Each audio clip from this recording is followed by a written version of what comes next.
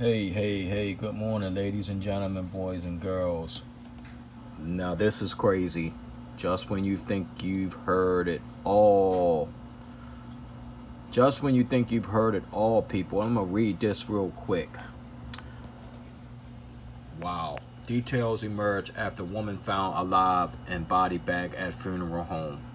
A 20-year-old Michigan woman who was declared dead by paramedics and placed in a body bag for nearly 3 hours was discovered alive when a funeral home employee unzipped the bag and found her staring up at him, a lawyer for the woman's family said. What? Wow.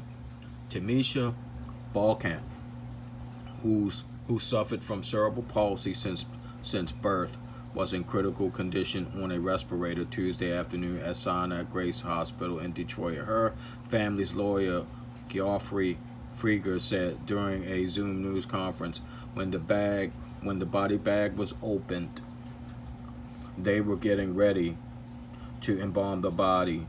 Tamisha's eyes were open and she was breathing, Frieger said.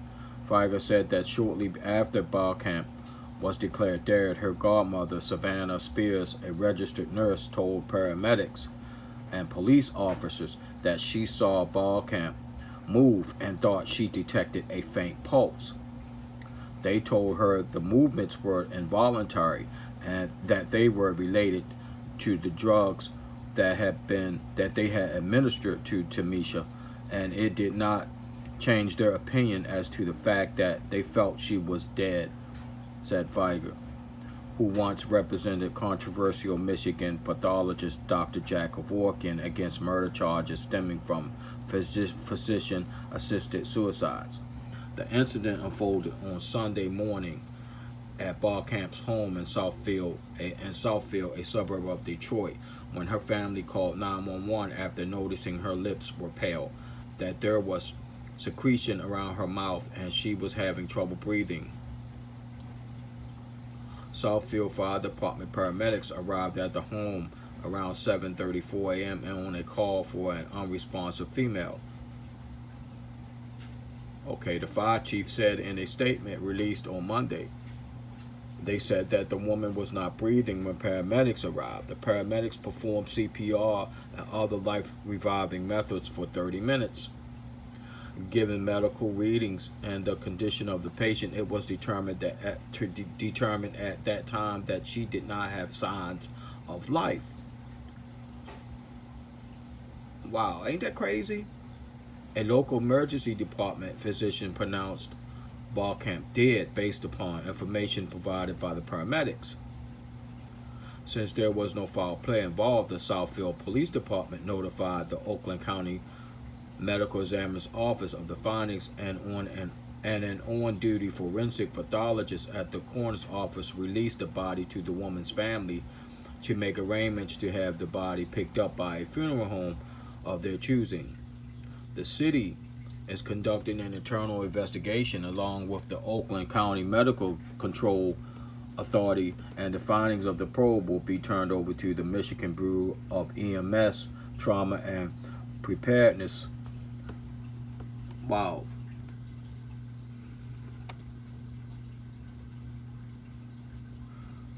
And they said that the four paramedics who worked on Balkamp placed her in a body bag and left the home around 9 a.m.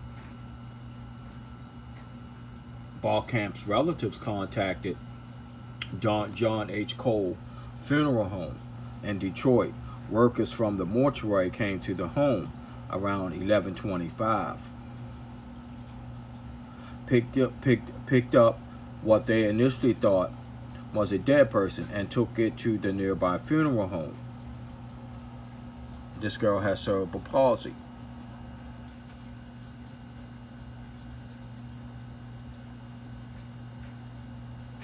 And it says the embalmer was actually there and was a person who opened the body bag.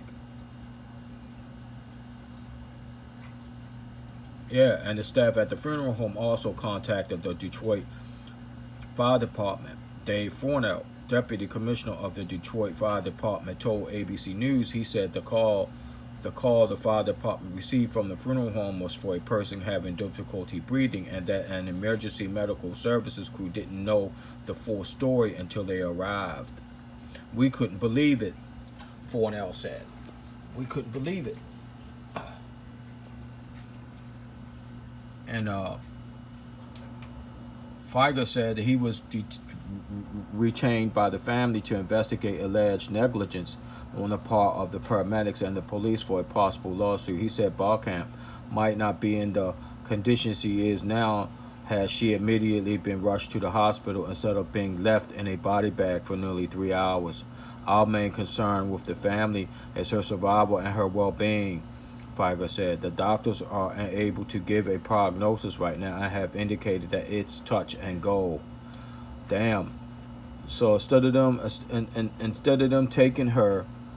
her taking her to the emergency room and work on her, take her to the emergency room, they just, oh, okay, she's dead. I don't know. I don't have words, people. I don't have words. I just had to do this story because this is crazy, man. Wow. Peace. I'm out, guys. God bless. But that's frightening.